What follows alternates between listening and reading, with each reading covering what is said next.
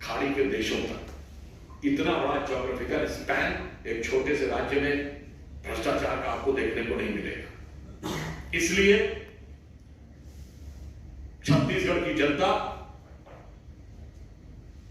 बहुत साफ साफ ये बात समझ रही है कि सरकारी जुआरियों को दूसरी पारी नहीं मिलनी चाहिए। और महत्वपूर्ण बात यह है कि पैसा विदेश कैसे गया और विदेश से कैसे आया, जांच एजेंसियां जांच कर रही हैं। पर ज्यादा गंभीर बात यह है कि पहले तो भ्रष्टाचार को उस निचले स्तर तक लाना कि जुए का पैसा प्रयोग करना, और उसके बाद खाड़ी के देशों में पैसा जाना और खाड़ी के देशों से पैसा आना। मुझे लगता है कि अब भूपेश बघेल जी और राहुल गांधी जी दोनों के पास अब कोई चारा नहीं है। उन्हें साफ साफ सफाई देनी होगी कि ये पैसा कहां से आया।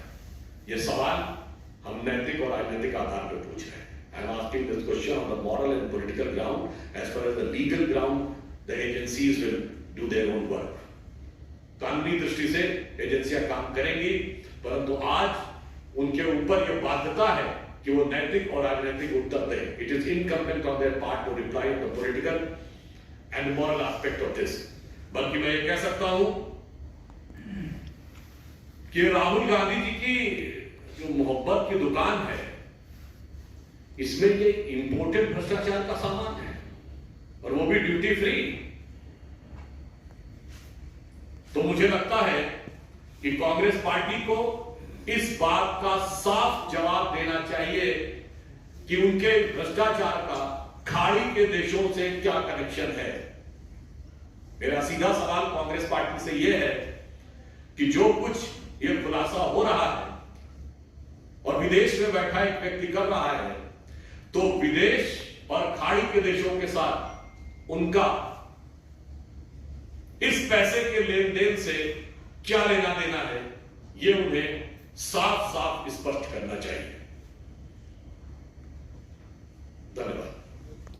जनता को भरमा देंगे तो इस देश की जनता ने पंचतंत्र की कहानियों में भगत और बगुला भगत दोनों की कहानी पढ़ी है और उसमें अंतर करने की वो क्षमता रखती है। बता सकते हैं विगत करीब करीब 1 वर्ष से कार्य चल रहा है 2022 से, और अब जो जो तथ्य प्रकाश में आते जा रहे हैं वो कैसे प्रकाश में आ रहे हैं। मेरे विचार से एजेंसीज की सक्रियता होगी और जहां जहां तक वो पहुंच रहे होंगे उसी के आधार के ऊपर ये तथ्य प्रकाश में आ रहे हैं और उसके अनुसार जो विधि सम्मत कार्रवाई होगी वह एजेंसियां करेंगी। परंतु मैं पुनः कह रहा हूं, यहां विषय विधिक नहीं है, यहां विषय नैतिक और राजनीतिक है। Here the question is not constitutional or legal.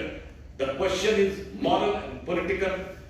Congress party इस आधार पर अपने नैतिक और राजनीतिक उत्तरदायित्व से बच नहीं सकती। देखिए, भरोसे की जहां तक बात की जाए तो भरोसे का सारा गुण गोबर उन्होंने पहले ही कर दिया था।